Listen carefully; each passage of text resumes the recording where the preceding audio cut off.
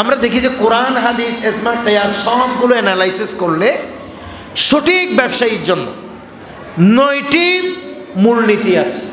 Number 1, ব্যবসার মধ্যে কোনো প্রকার ধোঁকাবাজি করা যাবে। 100-এর মধ্যে আপনি 2 জন মানুষ পাবেন না যেই মানুষটা ধোঁকাবাজি ছাড়া ব্যবসা বাণিজ্য করতেছে, খুব কম। কেউ বড় করে করতেছে আর কেউ ছোট করে করতেছে। যে পান বিক্রি করতেছে সেই থেকে শুরু করে একেবারে মণিমুক্তা, হীরা মণিমুক্তা, জহরত বিক্রয়কারী পর্যন্ত প্রত্যেকটা সেক্টরে বর্তমানে সব থেকে ব্যবসার ভিতরে যেটা ঢুকে গেছে সেটা হচ্ছে ধোঁকাবাজি। কথা বলেন ঠিক কিনা? ধোঁকা ছাড়া নাই।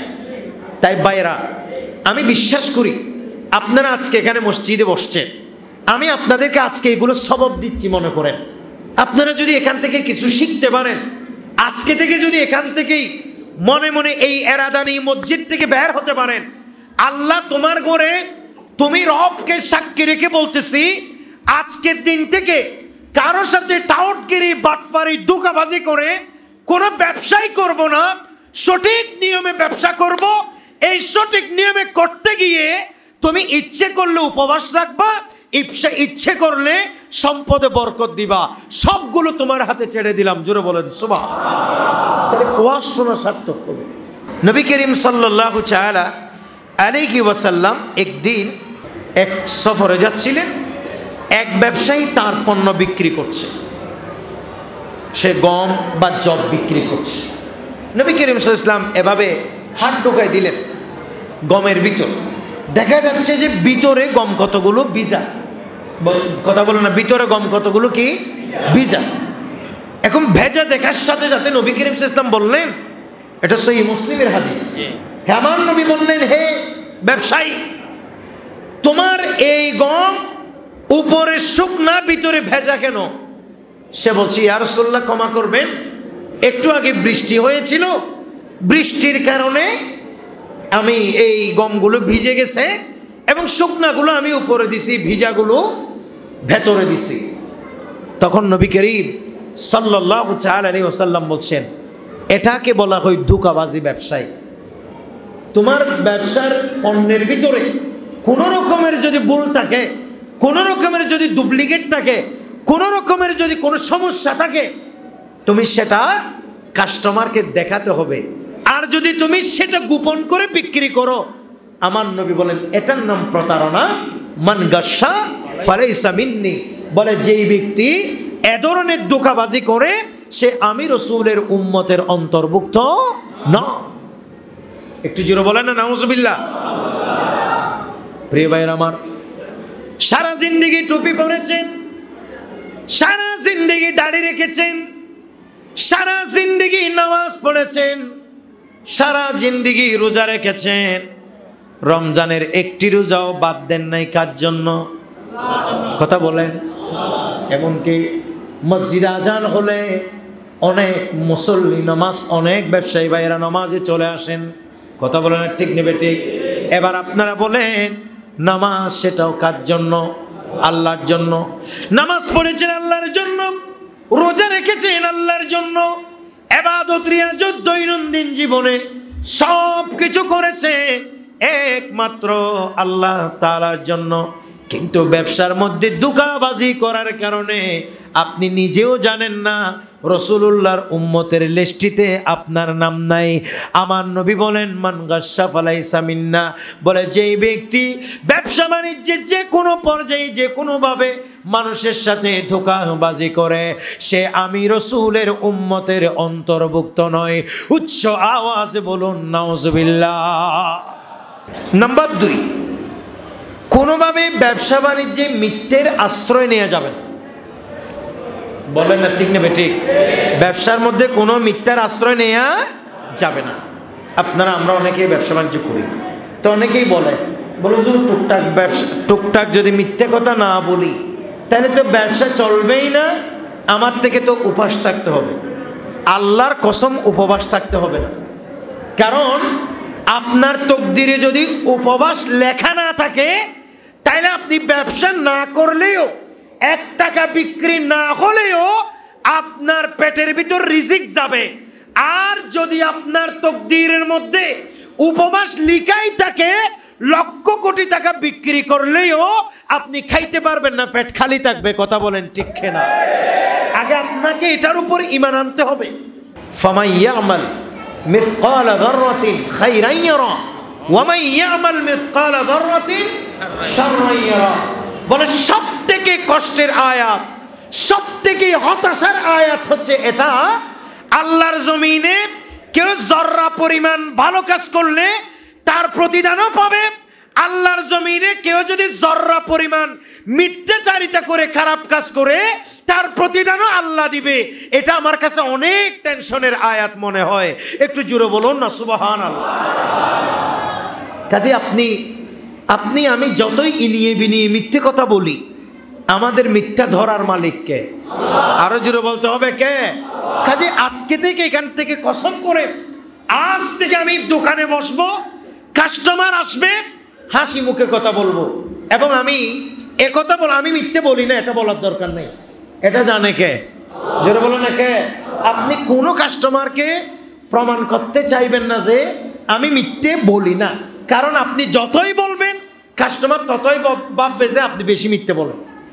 কাজে আপনি বলবেন কি, হাসি মুখে বলবেন যে দেখেন ব্যবসা বাণিজ্যের অবস্থা এত ভালো না, আমার পোশালা আমি দিয়ে দেব, আমি এত টাকা হলে বিক্রি করব, শেষ কথা। কোরআনুল কারীমেও আল্লাহ পাক সুবহানাহু ওয়া তাআলা সূরা বাকারার 42 নম্বর আয়াতের মধ্যে আল্লাহ বলেছেন, ওয়ালা তালবিসুল হাক্কা বিল বাতিল। খবরদার তোমরা কখনো হকের সাথে বাতিলের সংমিশ্রণ করবে না, কখনো সত্যের সাথে মিথ্যের সমাবেশ ঘটাবে না, কারণ এটার পরিণাম ভালো হয় না, এটার পরিণাম অনেক খারাপ হয়। আল্লাহ যেন আমাদেরকে বোঝার তৌফিক দেয়। নাম্বার 3, কোনোভাবে অন্য কোনো ব্যবসায়ীর ক্ষতি করা যাবে না। তা আমাদের অনেক ব্যবসায়ী ভাইরা কি করে, পাশের দোকানে ব্যবসা বাণিজ্য হলে সে পাগল হয়ে যায় যে শুধু তার কেন ব্যবসা হয়, আমার কেন হয় না, তার কেন বেচা হয়, আমার কেন হয় না। আল্লাহ আরো বেশি তার উপর নারাজ হয়ে যায়। একটু জোরে বলো না নাউজুবিল্লাহ। ভাই যে অবস্থায় আছেন সেই অবস্থায় শুকরিয়া আদায় করতে হবে কার? জোরে বলতে হবে কার? তার দোকানে কাস্টমার পাঠাইতেছে কে? আল্লাহর কসম, কোনো তাবিজের ক্ষমতা নাই দোকানে বিক্রি হওয়ার জন্য, কোনো কিছুর ক্ষমতা নাই, ক্ষমতার একমাত্র মালিক কে? আরো জোরে জোরে বলতে হবে কে? অনেক ব্যবসায়ী ভাইদের একটা অভ্যাস আছে, ব্যবসায়ী উন্নতির জন্য আংটি দেয়। কথা বলো না, ঠিক নেবে? আজকে এখান থেকে মাসালা ঠিক করে যান, কোনো আংটির বাপ দাদার ক্ষমতা নাই ব্যবসার মধ্যে কল্যাণ এনে দেবার। সমস্ত কল্যাণের মালিক কে? বলেন কে? এমনি আংটি দিতে পারবেন, আংটি ব্যবহার করা সুন্নাহ। নবী করিম সাল্লাল্লাহু আলাইহি ওয়াসাল্লাম আংটি ব্যবহার করছেন, অন্যান্য আম্বিয়া কিরাম আংটি ব্যবহার করছেন, তারপরে সাহাবায়ে কেরাম আংটি ব্যবহার করতে, এমনি আংটি দিতে পারবে। পুরুষরা রূপার আংটি ব্যবহার করতে পারবে, স্বর্ণের না, হারাম। বিয়ের দিন ব্যবহার করতে পারবেন স্বর্ণের আংটি না, বিয়ের দিন ব্যবহার করাও কি হারাম, কিন্তু এমনি আংটি ব্যবহার করা যাবে। আপনি গণকের কাছে যাবেন, আমার পাশের দোকানে এমন ব্যবসা হয় আমি সহ্য করতে পারি না, যে তাবিজ করেন, এমন একটা তাবিজ দেন যেন সব কাস্টমার আমার দিকে চলে আসে। নাম্বার 4, ওজনে কম বেশি করা যাবে না। বলেন না, ওজনে কম বেশি করা যাবে না। এটা আল্লাহ পাক সুবহানাহু ওয়া তাআলা বলেছেন এভাবে, ওয়াইলুল লিল মুতাফফিফি, যারা ওজনে কম বেশি করে তারা ধ্বংস। আপনি কিছুই করতে পারবেন না ব্যবসা বাণিজ্য। আপনি এই কিনলে আপনি 100 গ্রাম মানে 1 কেজির মধ্যে 900 গ্রাম দিবেন, কিন্তু 10 জন মিলি পাইতেছেন 1 কেজি, কিন্তু আপনার জন্য জাহান্নামে যাওয়ার জন্য এগুলাই যথেষ্ট। এগুলার নাম হক্কুল ইবাদ। এগুলা দিয়ে কখনো আপনার কল্যাণ বয়ে আনবে না। নাম্বার 5, পণ্য বিক্রির জন্য মিথ্যা শপথ করা যাবে না, কসম করা যাবে না, যেটা আমরা সবাই প্রায় ব্যবসায়ীরা, যেটা আমাদের মধ্যে অভ্যাস হয়ে গেছে। কাজে আজকে থেকে মনে মনে এখানেই আপনি কসম করেন যে আমি ব্যবসা হোক না হোক আমি কসম করে কিছু বলবো না। ভাই কসম করে কোনো কিছু বলার দরকার আছে? আপনি মুসলমান, আপনার জবান তো জবান, বলে না জবান কি জবান, এখানে কিসের কসম? এটা মিথ্যা কোনোদিন কসম করা যাবে না। আমার নবী বলেন কিয়ামতের দিন 3 ধরনের মানুষের সাথে আল্লাহ কথা বলবেন না। নাম্বার 1, ওই ব্যক্তি যেই ব্যক্তি মানুষের উপকার করে খোঁটা দেয়। 2 নম্বরে হচ্ছে ওই ব্যক্তি যেই ব্যক্তি ব্যবসা বাণিজ্যে চলার জন্য, ব্যবসার পণ্য বিক্রির জন্য মিথ্যা কসম করে। নাউজুবিল্লাহ বলেন। এরকম কখনো কোনোদিন কসম করা যাবে? আল্লাহর কসম, এটা আমি 300 টাকা কিনছি ভাই।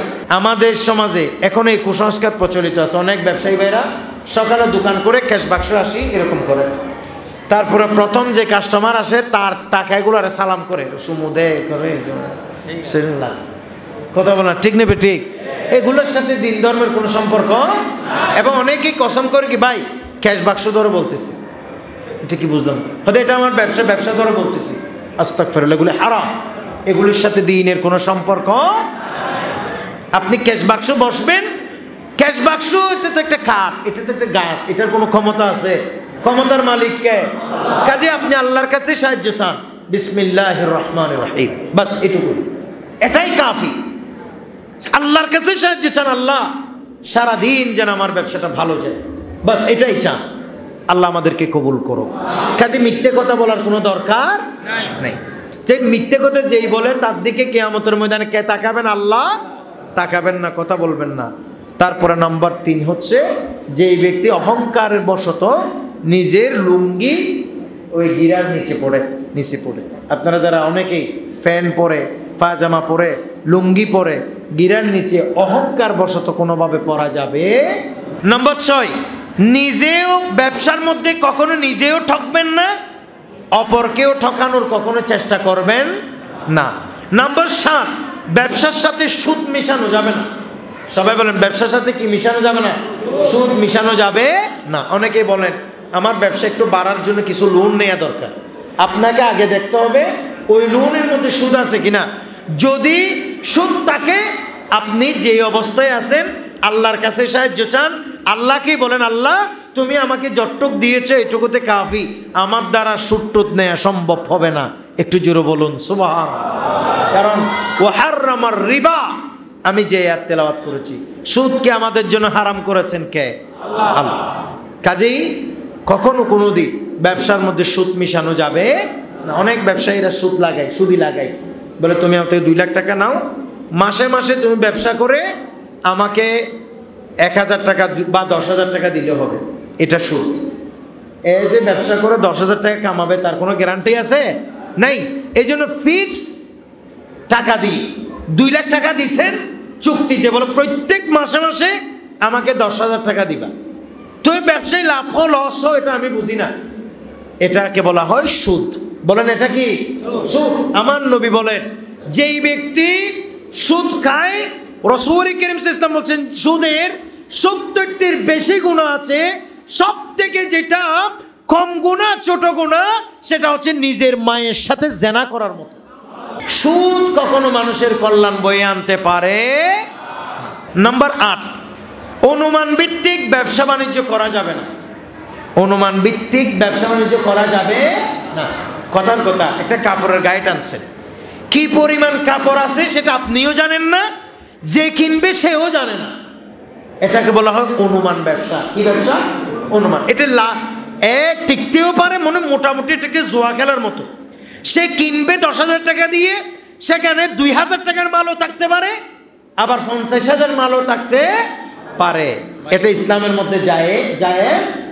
কাজেই এই সমস্ত ব্যবসা করা যাবে না, অনুমান ভিত্তিক ব্যবসা। নাম্বার 9, সর্বশেষ, অন্যের মাল কোনোভাবে হরণ করা যাবে না। তাহলে আমরা আজকে ইসলামের দৃষ্টিকোণে ব্যবসার মূলনীতি জানলাম ভাই কয়টি? 9টি। নাম্বার 1, ব্যবসার মধ্যে ধোঁকা প্রতারণা করা যাবে না। নম্বর 2, কোনোভাবে মিথ্যার আশ্রয় নেওয়া যাবে না। নম্বর 3, কোনোভাবে অন্য কোনো ব্যবসায়ীর ক্ষতি করা যাবে না। নম্বর 4, ওজনে কম বেশি করা যাবে না। নম্বর 5, পণ্য বিক্রির জন্য মিথ্যে শপথ করা যাবে না। নম্বর 6, নিজেও ঠকবে না, অপরকেও ঠকানো যাবে না। নম্বর 7, ব্যবসার সাথে সুদের সংমিশ্রণ ঘটানো যাবে না। নম্বর 8, অনুমান ভিত্তিক কোনো ব্যবসা করা যাবে না। নম্বর 9, সর্বশেষ, অন্যের মাল কোনোভাবে হরণ করা যাবে না।